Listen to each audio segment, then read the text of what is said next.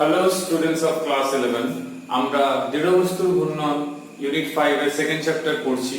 এর মধ্যেই আমরা দুটো ভিডিওতে পড়েছি কিছু অংশ। এইবার এটা থার্ড ভিডিও। এই ভিডিওতে যেটা আমরা আলোচনা করব সেটা হচ্ছে দুটো উপপাদ্য নিয়ে। তার আগে একটু বলি, আমরা যতটা পড়েছি তোমাদের ছায়া প্রকাশনী বইতে এরপরেই দুটো উপপাদ্য রয়েছে, লম্ব অক্ষ উপপাদ্য আর সমান্তরাল অক্ষ উপপাদ্য। এই দুটো উপপাদ্য আমাদের ছায়ার বই থেকে যেভাবে ডায়াগ্রাম রয়েছে আর প্রুফ রয়েছে, পরীক্ষাতে নামাতে গিয়ে অনেক ছাত্রছাত্রীদের একটু সমস্যা হয়। তো ওই জন্য আমি ওই জিনিসটাকে একটু সহজভাবে প্রমাণ করার চেষ্টা করব। তোমরা এটা দেখো, আর তোমরা প্রণব কুমার গাঙ্গুলি বই, জয় দুর্গা প্রকাশনী বইটা দেখতে পারো এই প্রমাণটার জন্য। তো এবারে এই যে প্রমাণ দুটো করার আগে সাধারণত 11 এর অ্যানুয়াল এক্সামিনেশনে কোনোদিন প্রমাণ কিন্তু আসেনি, কিন্তু সিলেবাসে রয়েছে। তো আমরা প্রমাণটাও পড়বো যদি কোনোদিন আসে। স্টেটমেন্ট এসছে, অ্যাপ্লিকেশন এসছে, তো বিবৃতি এবং প্রয়োগ দুটোই আসে। তো সেটা নিয়ে আমরা এর পরের ভিডিওতে এমনি আলোচনা করব।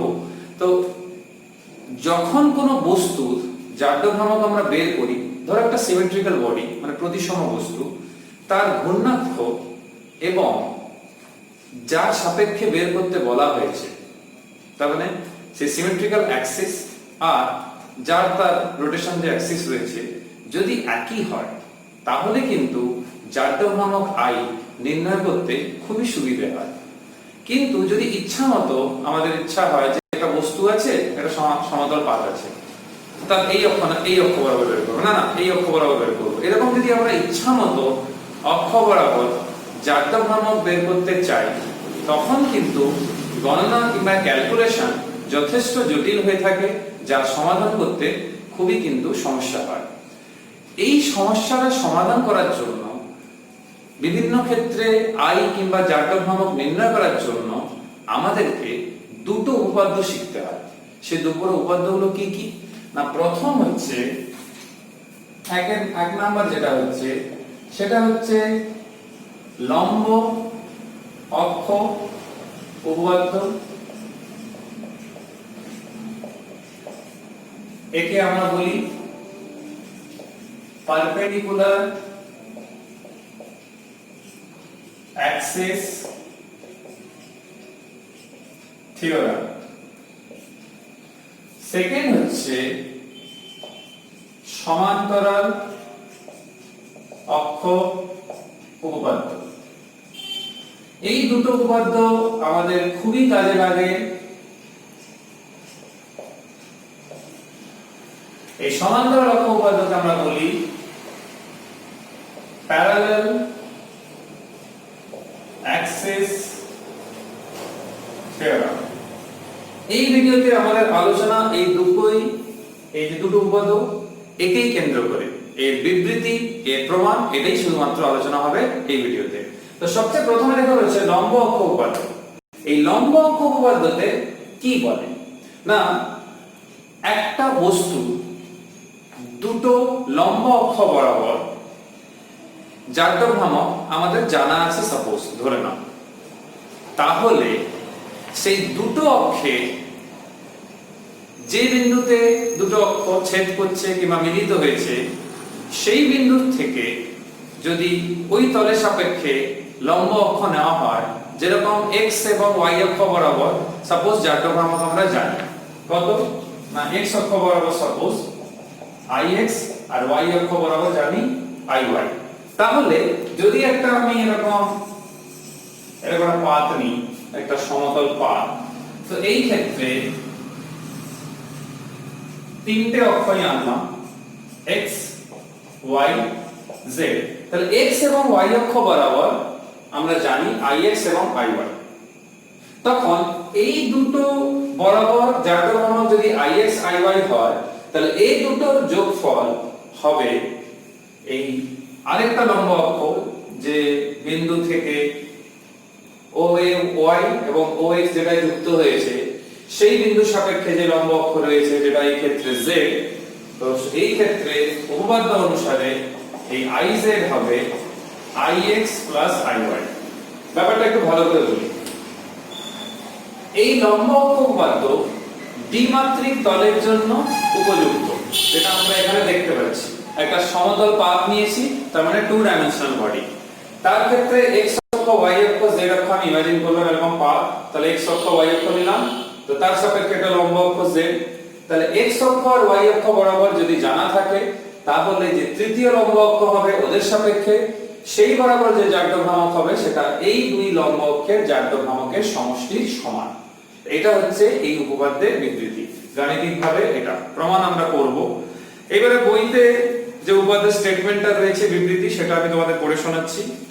একটি সমতল পাতের উপর পরস্পর সমকোণে অবস্থিত, আমি লম্ব মানে সমকোণে, পরস্পর সমকোণে অবস্থিত দুটি অক্ষ OX এবং OY সাপেক্ষে জাড্য ভ্রামক এর যে সমষ্টি মানে IX এবং IY, অক্ষদ্বয়ের ছেদবিন্দুগামী মানে O ও তলের উপর লম্ব অক্ষ মানে OZ সাপেক্ষে পাতটির জাড্য ভ্রামকের সমান হবে। অর্থাৎ IX এবং IY যোগফল সমান হবে IZ এর সাথে। এইটা আমরা প্রমাণ করার জন্য আমরা কি করব না, আমরা জানি একটা পাত আছে, তার মানে এর মধ্যে অসংখ্য কণা নিয়ে সৃষ্টি, তাহলে অসংখ্য কণা দিয়ে এটা তৈরি। সাপোজ এইখানে একটা কণা আছে, তার নাম আমি M1 দিলাম, এইখানে একটা কণা আছে, তার নাম M2 দিলাম, এইখানে চলতে থাকবে। সাপোজ এইখানে একটা কণা আছে, তার নাম আমি Mn দিলাম। তো এরকম যে পরপর চলছে, তার প্রত্যেকেরই এরকম অবস্থান ভেক্টর আসবে, প্রত্যেকেরই এরও আসবে। তোমরা এরকম স্কেল নিয়ে এরকম আঁকতে পারো, কোনো অসুবিধা নেই। এই যে প্রত্যেকের আসবে, তার প্রত্যেকের একটা স্থানাঙ্ক হবে x2 y2 x3 yxn yn, পরপর এরকম থাকবে। তাহলে প্রত্যেকের একটা অবস্থান ভেক্টর হবে। সাপোজ এটা r1, এটা r2, এটা r3, এটা rn। এইবারে যদি আমি জিজ্ঞেস করি যে এই ক্ষেত্রে ix কত হবে, না ix সমান কত হবে, না আমরা জানি x অক্ষ বরাবর যেহেতু বের করছি, তাহলে x অক্ষের সাপেক্ষে যে লম্ব দূরত্ব সেটা y বরাবরই হবে। তাহলে প্রথম কত হবে না m1 y1 স্কয়ার, কারণ i সমান ছিল m1 স্কয়ার ফর্মুলা, তোমাদের মনে আছে নিশ্চয়ই। পরেরটা কত হবে m2 y2 square, dot dot dot চলতে থাকবে। কত দূর চলবে না n তম পদ অবধি চলতে থাকবে।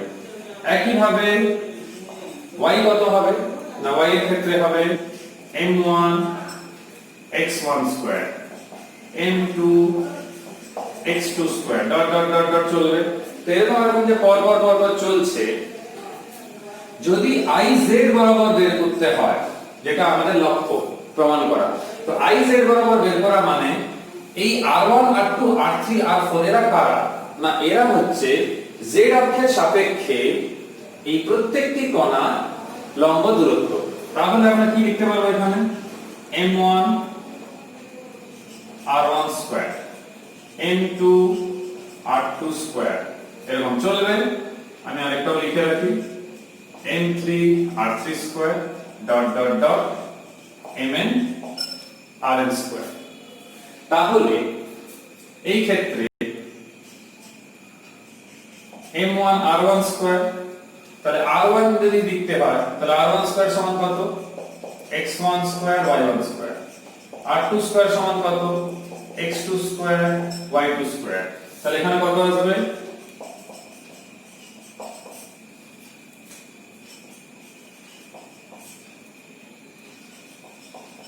এরকম চলতে থাকবে, আরো আসবে ডট ডট ডট ডট চলবে এরকম। এই যে লিখছি এটাকে যখন আলাদা করছি এদেরকে আমরা, তখন কেমন আসবে m1 x1 স্কয়ার, x গুলোকে একসাথে করছি m2 x2 square, dot dot dot mn xn square. তাহলে এটা একটা আসছে। y এর পদগুলো আসবে এরকম m1 i1 square, m1 y1 square, m2 y2 square.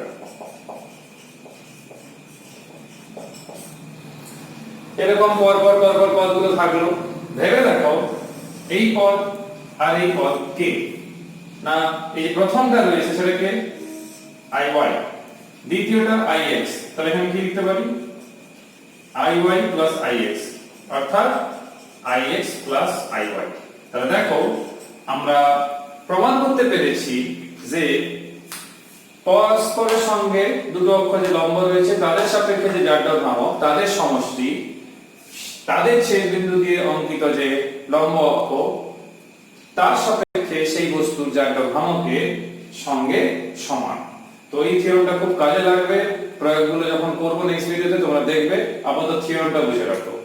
এইবারে আমাদের প্রথম থিওরেম হয়ে গেছে, এইবারে আমরা দ্বিতীয়তে যাব, যেটা হচ্ছে সমান্তরাল অক্ষ উপপাদ্য। তো এই থিওরেমটা আমরা একটু বুঝবো, যে নাম থেকে বুঝতে পারছো কিছু একটা প্যারালাল কিংবা সমান্তরাল অক্ষের ব্যাপার আসছে। তো এই সমান্তরাল অক্ষের ব্যাপারটা আমরা কিভাবে নিয়ে আসবো আমাদের ডায়াগ্রামের মধ্যে এবং বিবৃতির মধ্যে। এই উপপাদ্যের বিবৃতি হচ্ছে কোন একটা অক্ষ সাপেক্ষে জারক ভ্রামক বের করতে বলা হয়েছে।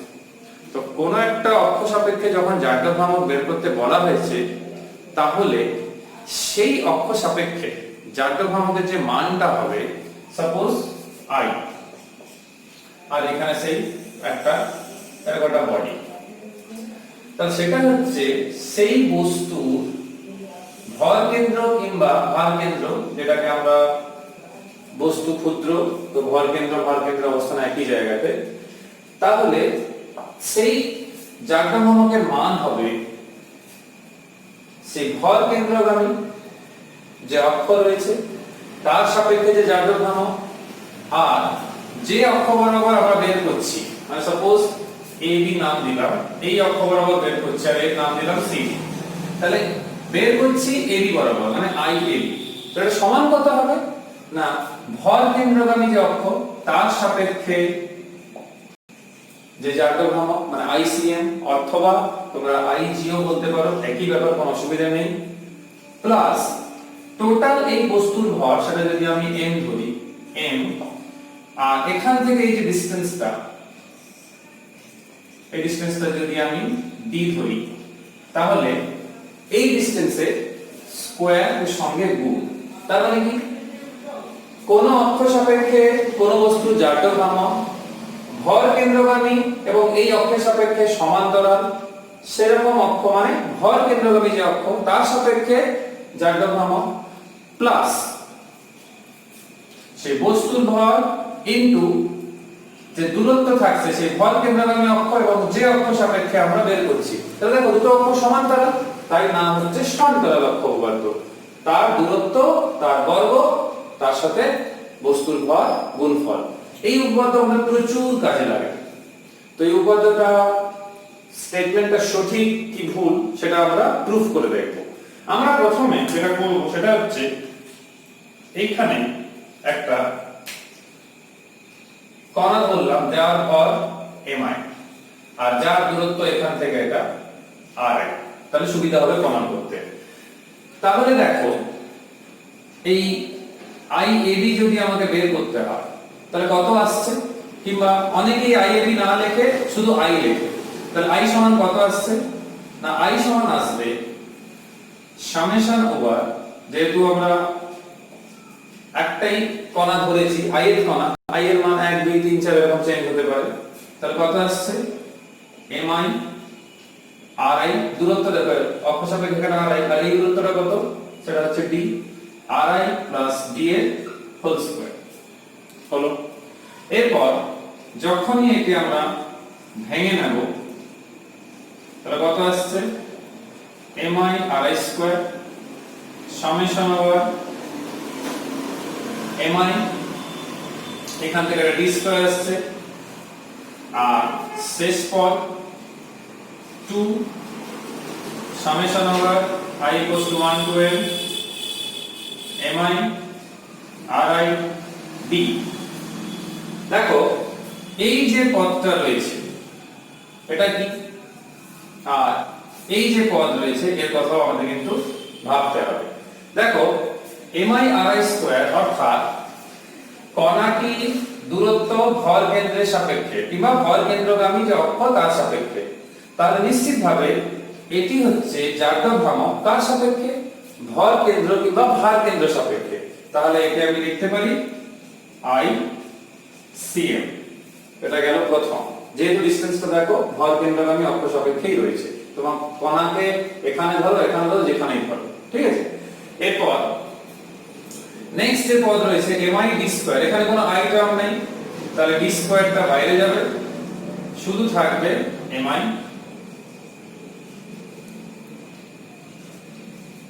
নেক্সট যে পদ আছে এটা কিন্তু আমরা d টাকে বাইরে নিয়ে আসার পর ভেতরে যেটা থাকছে mi ri i 1 to n, তাহলে এটা হচ্ছে ICM সামেশন ওভার mi, অর্থাৎ যতগুলো কণা আছে সবার ভরের সমষ্টি, তো সেটা হবে ক্যাপিটাল M আর দূরত্বের বর্গ m ইনটু d স্কয়ার।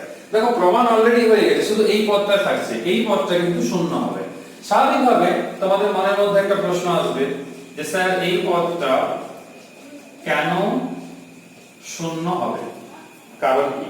এর কারণ হচ্ছে এইটা দেখো ভরের ভ্রামক, কারণ সেই কণার ভর কেন্দ্র সাপেক্ষে তার দূরত্ব, তাহলে ভরের ভ্রামক ভর কেন্দ্র সাপেক্ষে সর্বদা শূন্য হয়। তোমরা বইগুলোতেও দেখবে লক্ষ্য করে, সেখানেও এই ব্যাপারে একটা কথা লেখা থাকে, ভর কেন্দ্র কিংবা ভার কেন্দ্রগামী অক্ষ সাপেক্ষে পাতের ভর ভ্রামক শূন্য। কেন না? ভর কেন্দ্র সাপেক্ষে না হচ্ছে, এই জন্য এই পদটা থাকছে না। তাহলে পরের লাইনে শুধুমাত্র লিখবো ICM প্লাস m ইনটু ডিসটেন্সের হোল স্কয়ার। তাহলে দেখো কত সহজে আমরা উপাদানটা প্রমাণ করতে পারছি। তো অনেকটা সহজ ডায়াগ্রাম নিয়ে আমরা করলাম, ছায়ার বইতে একটু জটিল ডায়াগ্রাম, কোনো পরীক্ষায় 2 মার্কস 3 মার্কসে অত কিছু করে করা তোমাদের পক্ষে একটু সমস্যা হয়, প্রতি বছরই ছেলেমেয়েরা বলে। তো তোমরা দুটো উপপাদ্য আশা করি বুঝতে পেরেছো। এই দুটো উপপাদ্য যেটা আমরা দেখলাম এখনই, এই দুটো উপপাদ্য পরীক্ষাতে বিবৃতি এবং প্রয়োগ বেশি ইম্পর্টেন্ট। আমি যদি অ্যানুয়াল এক্সামিনেশনের কথা বলি কিংবা এন্ট্রান্সের কথা বলি, প্রমাণ সাধারণত অ্যানুয়াল এক্সামিনেশনে আসেনি, কিন্তু আসবে না এই ধারণাটা রাখা ভুল। প্রতি বছর কিছু নতুন প্রশ্ন থাকে, 2 মার্কসে কিংবা 3 মার্কসে প্রুফ আসতে পারে, তোমরা কিন্তু প্র্যাকটিস করে রাখবে। নেক্সট ভিডিওতে তোমাদের ছায়া বই থেকেই পড়া হবে যে কিছু প্রতিসম কিংবা সিমেট্রিক্যাল বডির ক্ষেত্রে জাড্য ভ্রামক নির্ণয়ের পদ্ধতি। এবারে এটাও সেরকম অ্যানুয়াল এক্সামিনেশনে যে প্রমাণ আসছে রেগুলারলি সেরকম ব্যাপার নেই, কিন্তু বিভিন্ন বইতে দু একটা প্রমাণ থাকে, ছায়ার বইতে একটু বেশি প্রমাণ আছে, কিন্তু প্রমাণটা শিখলে আমরা কোনো আননোন কেসও সহজে সলভ করতে পারবো। সেই জন্য পরের ভিডিওতে আমরা সেটা আলোচনা করব। তার জন্য কিন্তু ইন্টিগ্রেশন কিংবা সমাকলন খুব কাজে লাগবে, তোমরা একটু দেখে রাখবে সূত্রগুলো। পরের ভিডিওতে দেখা হচ্ছে, সবাই সুস্থ থাকবে, ভালো থাকবে।